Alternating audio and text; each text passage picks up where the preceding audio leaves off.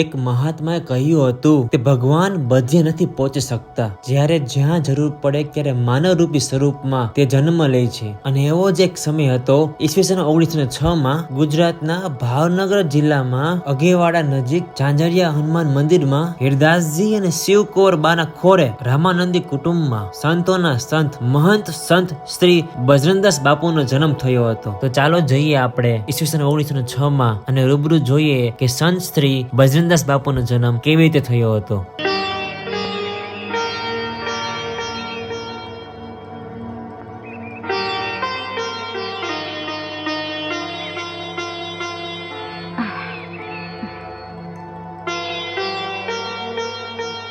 જુઓ,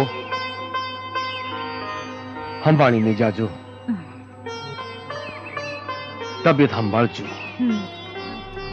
ન્યા ઘરમાં હંધાય ને મારા વતી ખબર અંતર પૂછજો.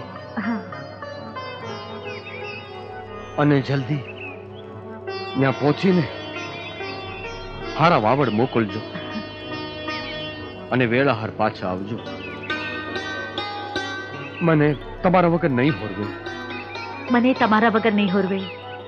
તમે મારી ઉપાધિ ન કરતા. તાણાહાર ખાઈ લેજો ને સંભાળીને રહેજો.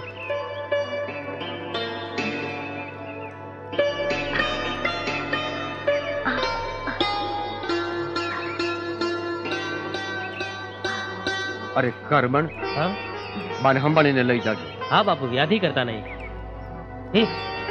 જય સીતારામ. જય સીતારામ.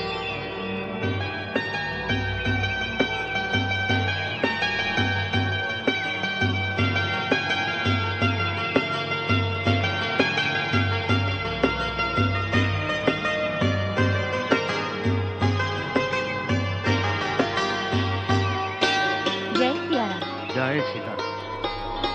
બાપુ, તમે આ હાકરનો પ્રસાદ તો રોજ જ ખવડાવો છો. પેડા કેદી ખવડાવશો?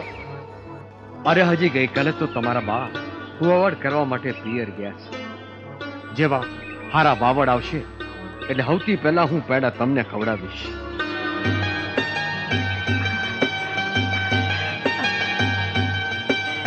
ભાઈ, હા? ગાડું રોકો. મારાથી સહન ન થાતું. બહુ દુખાવો વિપડો છે. બેન, તમે ચિંતા કરો માં, હું હમણાં કઈ ગોઠવણ કરું છું. આ ગાડું વચમાં કહું છું. ઓ બેન, જરા અહીંયા આવજો ને, જરા મદદ કરો ને. શું થાય છે બેન? બહુ દુખાવો વિપડો છે. રાત ખાવાતું. હા, મેં મંદિર છે ને તો અહીંયા તમને સગવડતા કરી આપશે. હાલો તમે મારી હારે. હાલો. હા, ઊભા થાઓ. સંભાળીને હો. હાલો. હાલો મારી હારે. હાલો.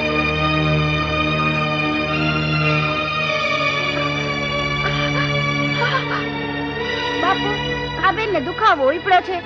આગળ જઈ શકાય એમ નથી. જો તમે કયો તો. બેન, આ તો ઝાંઝરિયા હનુમાનની જગા, એમાં પૂછવાનું શું હોય? લઈ જાઓ અંદર. હાલો બેન. ચિંતા ન કરશો બેન. હાલો હાલો. આવો. અંદર હારાવાના થઈ જાય છે. હો, હાલો.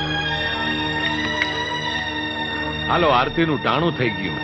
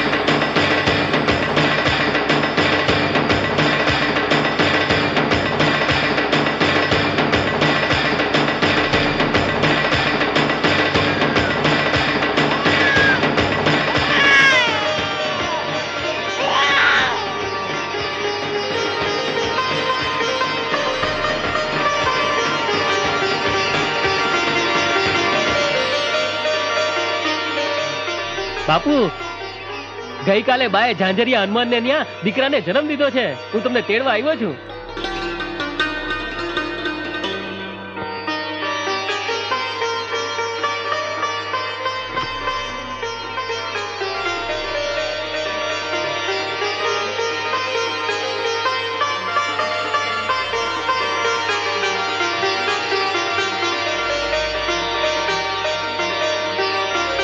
આવ્યો મારા હનુમાનના મંદિરે આરતી ઉતારનાર આવ્યો. મારા રામજી મારા પર પ્રસન્ન થયા. મારા રામજી મારા પર પ્રસન્ન થયા. જય શ્રી રામ. બાપુ તમારો બહુ મોટો પાડ કે તમે અમને આશરો આપ્યો. અરે પાડ માનો ઝાંઝરિયા હનુમાનનો, આપણે તો નિમિત્ત છીએ. જય શ્રી રામ. જય શ્રી રામ.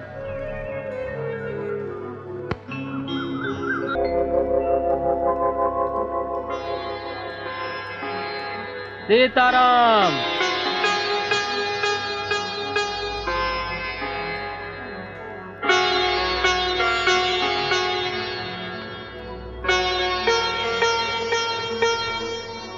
ભાઈ, તારા દીકરાના ભાગ્યમાં તો વણ લખ્યા લેખ લખ્યા છે.